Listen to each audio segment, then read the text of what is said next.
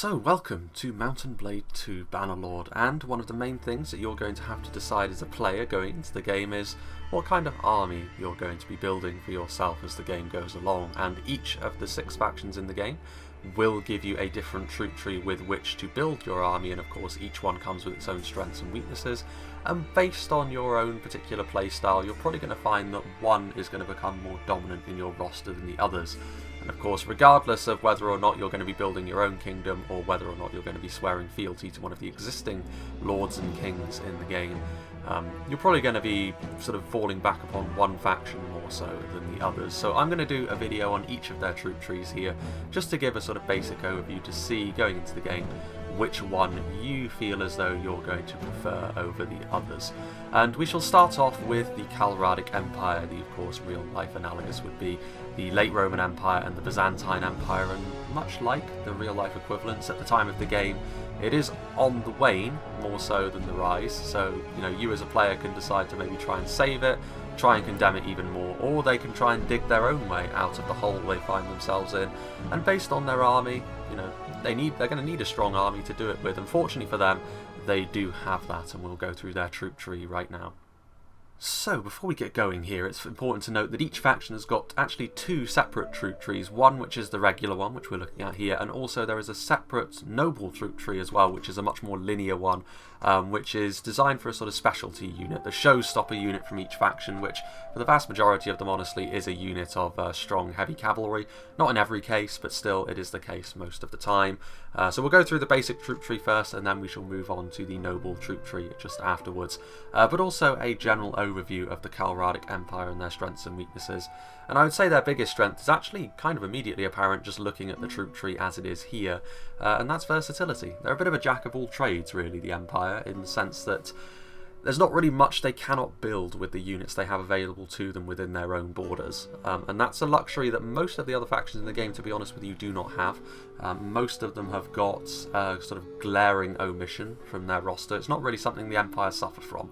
They of course do certain things better than others, but at the very least they don't have a reliance on going out and sort of getting other units to cover for their gaps as much as maybe the other factions that are all around them have, which does make a certain amount of sense because of course they are right in the middle of the game world and they're going to have to face potentially every other faction from the early game, and of course with their own strengths and weaknesses they're going to need to try and counteract that. So it's probably for the best that they do have quite a varied roster.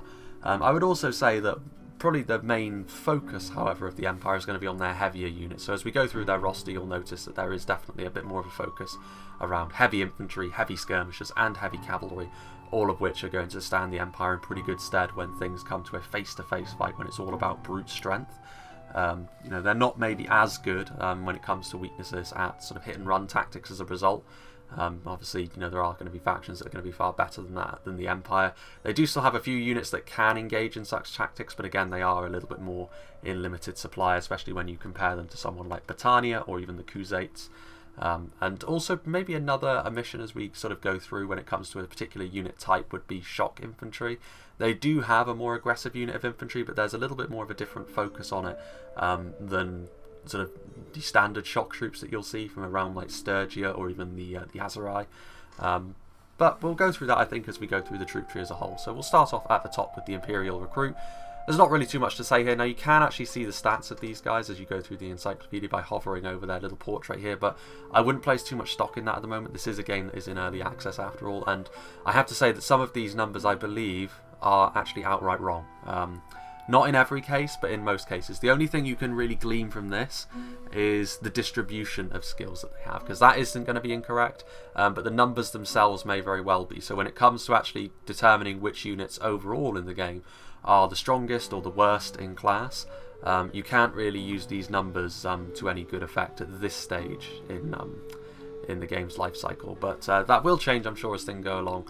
But the distribution nonetheless is as it is.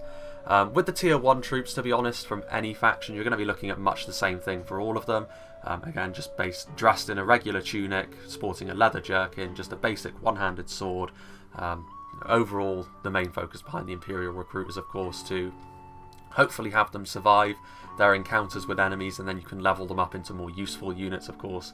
Otherwise you're just going to be relying on swarm tactics against better units. They will be able to defeat stuff like looters in single combat, but as soon as you start getting into more sort of genuine threats, the Imperial recruit is not going to cut the mustard all on its own. You're going to need to have either a lot of them, or of course, ideally, you're going to need to level them up. And you have a choice immediately. With most of these factions, you will have a choice immediately from your level 1. Going into tier 2 troops, you're going to have to make a choice. And with the Empire, it's quite a simple one. Do you want melee infantry, or do you want a ranged unit? So we'll go down the melee infantry route first with the Imperial infantrymen. So you can see here, this is a little bit more like it. You can see that they have a little bit better armour, they have a shield as well, so stronger body armour, and also some head armour as well, which is very important, of course.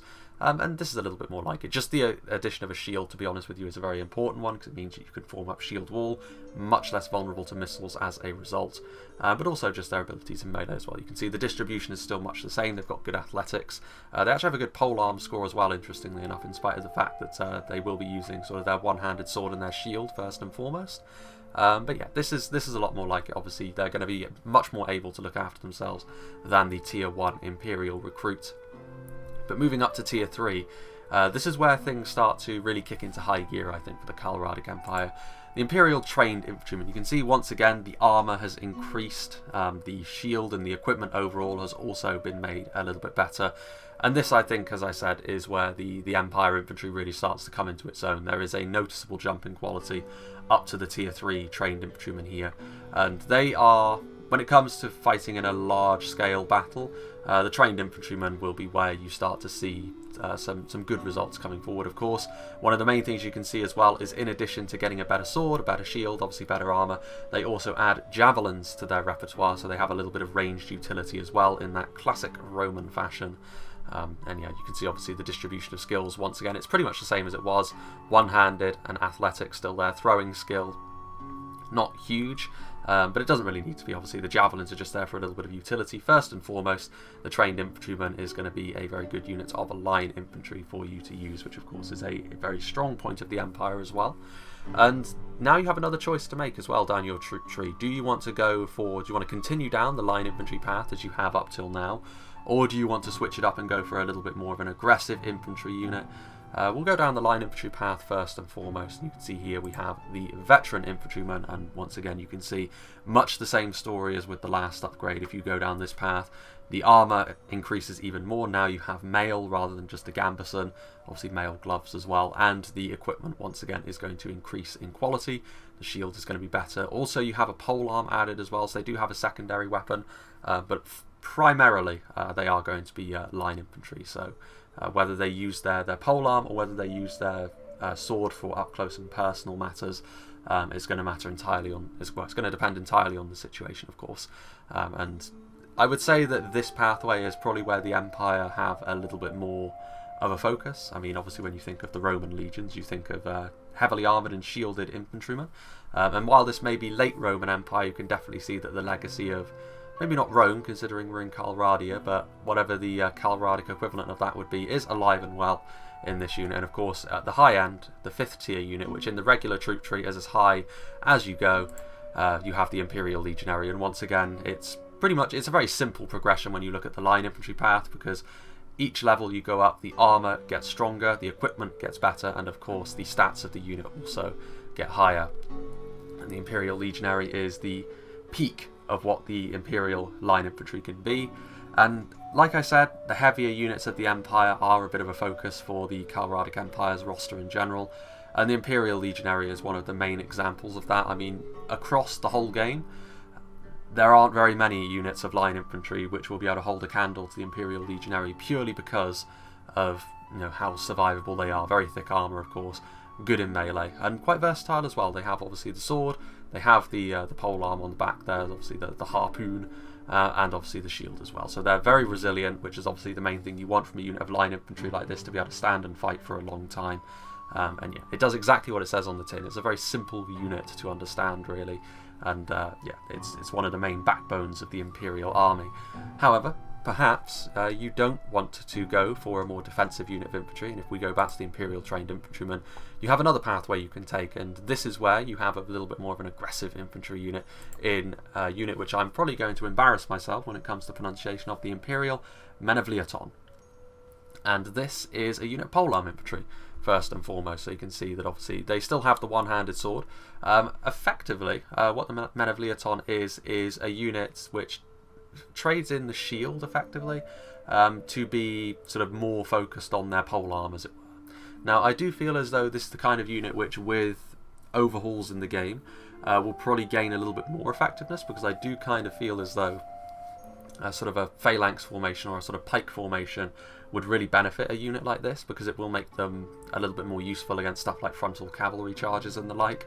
But even in the game at the moment, it is quite a dangerous foe to fight. I mean, I have to say, in particular in multiplayer, if you get a player that's sort of swinging the menavliaton's pike around with reckless abandon, it can be quite a difficult thing to counteract, just because it's so long, and it can do quite a lot of damage. But in the hands of the AI in your armies, I would say it would probably be a more prudent move to make the shielded infantry line a little bit more dominant in your roster. But if you do want to add the menavliatons in as a sort of supporting measure, that is a pretty good idea, because of course they are going to be more effective at unhorsing cavalrymen, and also they are a little bit more damaging in general as well, because of course they don't have the shield to hide behind, so they need to be a little bit more on the front foot when it comes to being in the melee.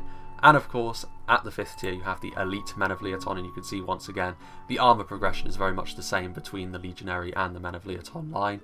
You have the obviously the thick Imperial lamella over the chain, very heavily armoured, and in spite of the fact they don't have a shield, obviously this still makes them very resilient, especially against lower tier units. Obviously, it's unlikely that units like this are going to be brought down all too easily, although of course they can if they are overwhelmed. But yeah, very nice unit this, but again, I would say it's more of a support to the main event, which would be the Legionaries. That's what I would do personally with the Empire, because I think that's where they would be strongest. But if you do want to go for a little bit more of an aggressive focus overall, then maybe you do want to invest more heavily in a unit like this. Going back up to the top, however, you of course have the option to go into a ranged unit tree as well. So from the Imperial Recruit, we go to the Imperial Archer, which, as far as tier 2 units go, like, it's really not until later in the troop trees where you start to see sort of the faction focuses take shape. In the lower tiers, oftentimes you're going to be seeing very similar results from most of the units from the factions. But the Imperial Archer, of course, in comparison to the Imperial Infantryman, they don't actually get an armour improvement, really. Instead, they get a bow, which early on, considering it is a tier 2 unit, you're going to be seeing them pretty quickly. And against basic units, the Imperial Archer will do just fine. Of course, later on, when you start to see and start to be a part of larger battles overall, you're probably going to want stronger units. But the Imperial Archer won't steer you far wrong. I mean, even from a volume of fire perspective, if you do want to invest heavily into your ranged units, obviously if you have enough Imperial Archers, you're going to be able to do damage to whatever is coming at you, even if it is the most heavily armoured units in the game. But of course, you can do far better than the Imperial Archer. And we'll go up to tier 3 now. And once again, tier 3 is where you start to see the Empire get a little bit better, because the Imperial trained Archer, they sport a gambeson, which, you know, just in itself makes them a little bit better when it comes to trading fire with the enemy archers at the very least, because it means they're just a little bit more resilient. And obviously, you know, the stats of the unit go up as well. I mean, these aren't accurate stats. Potentially they're not accurate stats anyway, like I said, because some of these numbers may very well be outright wrong based on what I've seen in the game so far. But of course, they're going to be focused around their bowmanship, or archery I should say. I don't know if bowmanship is an actual word. But, you know, looking down the troop tree, you now have another choice to make. There's a lot of choices in the Empire troop tree. Obviously that feeds into their jack of all trades mentality as well. You can continue down the archer troop tree, or you can fork out into crossbowmen. So for now, we'll go down into the tier 4 archer, the Imperial veteran archers. So you can see here, obviously much better armour this than the tiers that came before. Obviously head armour as well, which is always very nice. Sword at their side, bow once again, and obviously as you go through the ranks, obviously the equipment is going to get better as well. So the bow is going to be better, the skill with the bow is going to be better as well. So you're going to be able to do a decent amount of work with the Imperial veteran archers. Overall, the Empire defensive archers, I think, would be the way to quote them. I think they definitely have a focus around having their archers be more survivable in comparison to other factions. Because other factions definitely do the whole damage dealing side of things a little bit better than the Empire, I would say. But that strong Imperial armour, especially here at the high end, is where the Empire can start to score some points on their rivals. So you can see obviously there the studs showing through the sort of scale mail, almost the leather scale mail that they're wearing there.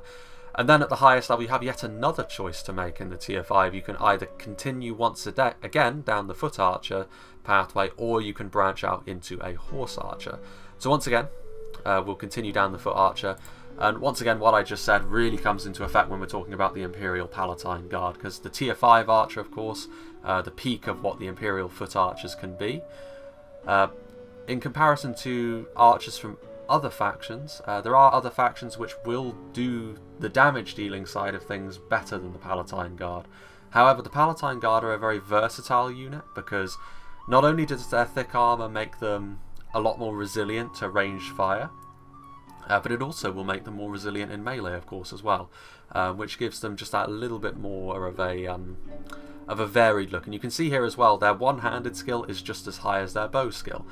So they will be able to pull out their sword to pretty good effect in melee as well. Obviously, it's not really what you want early on in a fight, especially, to see your high-tier arch units like this getting engaged upon in melee.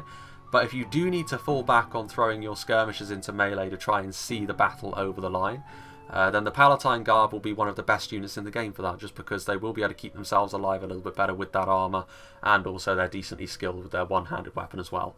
But, you know, I have been talking mostly about how good the Palatine Guard are without using their bows so far, but suffice it to say as well that obviously as a tier 5 archer they're going to be pretty damaging with their bow as well.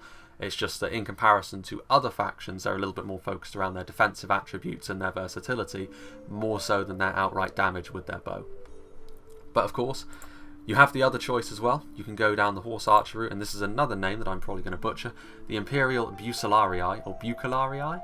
I think it's Bucellarii, to be honest. But horse archers. And horse archers are something which many factions won't have access to at all. So just the fact that the Empire has this option at all is a potentially really useful tool. You do have to wait quite a long time before you're able to get them in the Imperial roster. Obviously with certain other factions, like the Khuzaits especially, you're going to be able to get horse archers far earlier in the troop tree. But the Imperial horse archers do have certain advantages even over the men of the steppes from the east. And that is of course their armour, once again. Their armour is one of the main things behind the Empire roster as a whole that you can really look at and say, yeah, this is clearly a strength of the faction. Because obviously you can just look at them, you can see the scale, the lamella, obviously the plates on the pauldrons as well. Tier 5 horse archer as well, so you know, for harassing the enemy you can't really get better than a horse archer unit.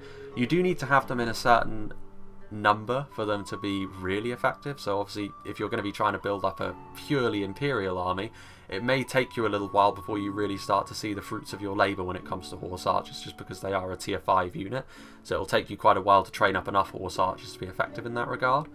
But there's no doubting the fact that they are a strong horse archer. They have a lot of ammunition as well. You can see 2 quivers and a bow. You want to be keeping them out of the melee fight for as long as possible as a result, of course. You know, their armour will look after them to a certain extent in melee, but it's not where they want to be. They want to be riding around and dealing damage at range and at speed as any horse archer will. Very good unit though, very good option to have. You know, just the option to spec into horse archers is something which many factions' troop trees do not have. And they are such a good tool in Bannerlord to use, a very fun one as well, I might add. But if we go back to the tier 3 unit, you do have another pathway that you can take, of course. And this is another tool that many factions, honestly, do not have, and that's crossbowmen. So the Imperial crossbowmen, you can see they've got chainmail armour. Obviously, once again, they have the metal helm. So very similar in terms of their armour, at the very least, to the Imperial veteran archer. Maybe the veteran archer has slightly more survivable equipment available to them. But the crossbows in comparison to normal bows have more range and more damage. However, they are significantly slower to fire as well. So overall, it kind of depends on what sort of troops you're facing off against and what is going to be more needed. If you need rate of fire, if you're going up against a large army of maybe lower tier units that you need to get through quickly, then archers will probably be the better choice. However, if you're going up against if you're trying to kill off sort of more heavily armoured elite troops, and of course crossbows are going to be the best way to go about that. Crossbows in general, if you're speccing into them as the player, you know, the actual crossbow itself is very expensive, and for good reason. I would say the crossbows as well, much like the Bucellarii we just talked about, you need them in higher numbers before you really start to see the fruits of your labour again. And you know, if you get crossbows in high enough number, each volley is going to be really, really devastating, and then the lower rate of fire becomes less of an issue. Whereas if you only have a couple of them, their lower rate of fire can be a little bit more of a hindrance. But there's no doubting the fact that crossbows are a very, very useful tool. And again, many factions in the game do not have access to crossbows at all, whereas the Empire do, which I think is a real strength of the faction, to be sure. And of course, the tier 5 variant of the crossbows, the Imperial Sergeant crossbowmen. Once again, you can see the armour increases to that lamella over the chain, and they obviously still have their crossbows, they have their sword, but rather importantly, I would suggest, they also have a shield. So this actually does make them, again, a very versatile crossbow unit in comparison. Well, much like the Palatine Guard, it makes them a very versatile ranged unit. Just because obviously it makes them have that little bit of extra survivability both in melee and at range, to be honest, when the ammunition runs dry. And obviously, you know, bolts are one of those things which crossbows essentially is per shot they're going to be stronger than archers, so at least most archers by comparison. Certainly from the Empire, the crossbows are significantly more damaging than the archer line. But obviously the trade-off for that is the lower fire rate, like I said, but also the fact that you're probably going to be able to utilise them for a shorter amount of time than the archers. So it's just a matter of whether you want all your damage up front or whether you want to spread it out. It's entirely up to you, of course. Crossbows, like I said, you really need them in numbers before you start to see the really high effectiveness from them. But the Sergeant Crossman, once again, is one of those units where the versatility of the Empire, not only in their roster as a whole, but within individual units, starts to shine through as well, because they can look after themselves in melee as well as being that ranged powerhouse that you need. However, this is not the only troop tree that the Empire has available to them. Like I said, every faction has access to a troop tree of noble units as well, which we will move on to right now. And with every faction's noble troop tree, it is a very linear progression. Unlike the very branching standard Imperial troop tree, a noble troop tree is sort of a straight shot, essentially. You are heading towards the end game with their noble troop tree and the high tier units that you're going to want to use. And it's also worth noting as well that the nobles will start off at tier 2 and go all the way through to tier 6. So the idea behind this, of course, is that the strongest unit from each faction is going to be bound up in their noble line, and you have your tier 6 unit as well. And like I said, for most of the factions, this is going to be a unit of heavy cavalry, and the Empire is no different. Although it starts off being a regular unit. You can see here the Imperial Vigla recruit, which effectively is just a Imperial recruit that has all of the advantages over their peasant cousins. You can see they have significantly better equipment overall. They have a gambeson, they have mail gauntlets, they have a sword, they have a shield on their back as well, they have that polearm as well. So a nice varied amount of equipment that the Vigla recruit has. Ultimately, however, what you want from this unit line is to mount them as quickly as possible. You want them on horseback, and the Vigla recruit is not on horseback, so they are maybe a little bit more vulnerable from that respect.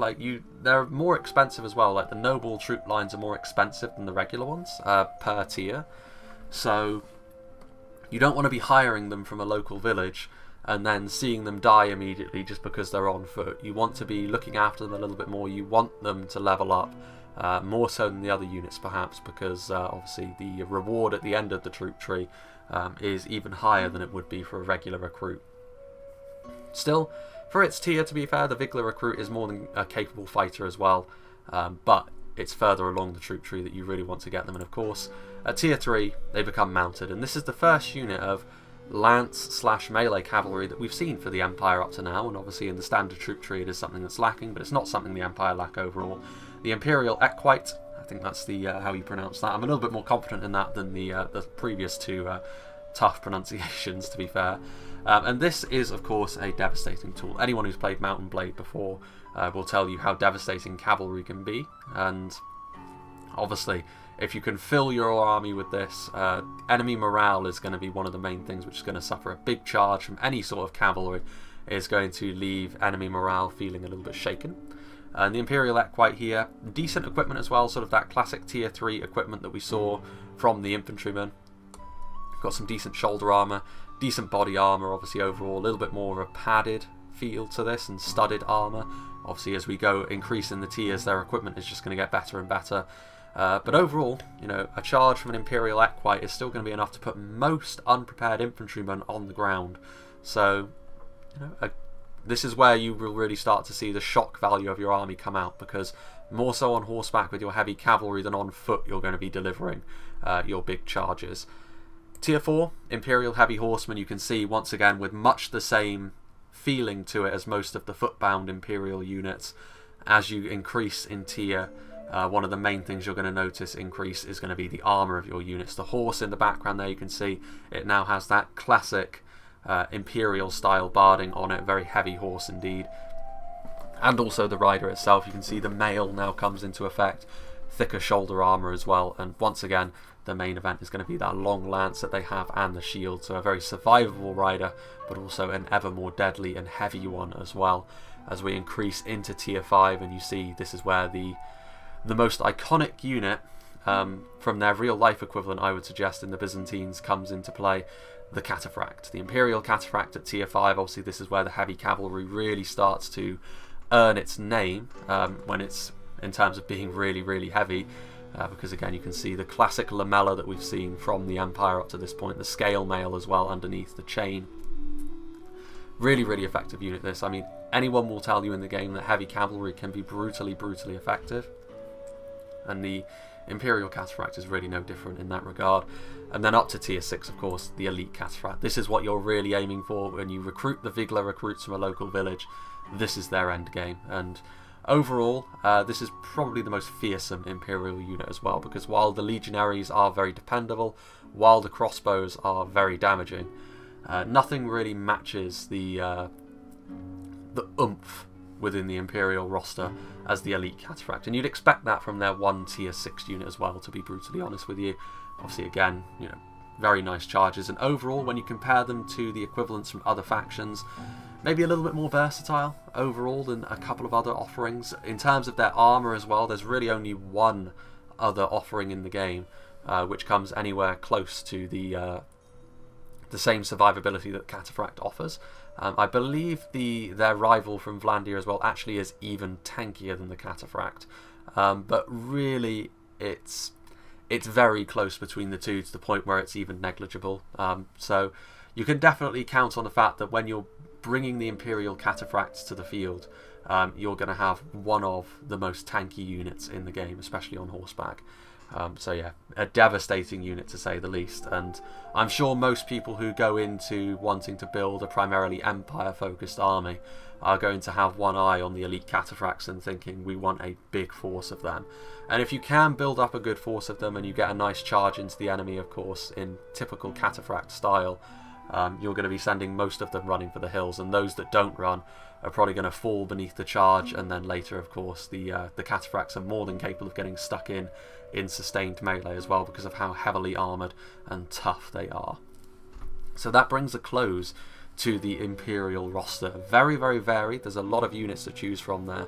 And again, they have many tools. They have very strong line infantry, they have the polearm infantry, they have the archers of course as well, they have horse archers and crossbows. Many factions in the game don't have access to those tools, and I think no other faction in the game has got access to both of them. So that's worth bearing in mind when you start along your Imperial journey. And then of course you have the heavy cavalry, the Imperial elite cataphract, as we can see in front of us. A brutal tool to bring to the battlefield indeed. And, you know, yeah, that would be my closing thoughts. I do like the Imperial roster just because of how versatile it is, really, and if that's what you're looking for from a mechanical perspective, then the Empire will not steer you far wrong.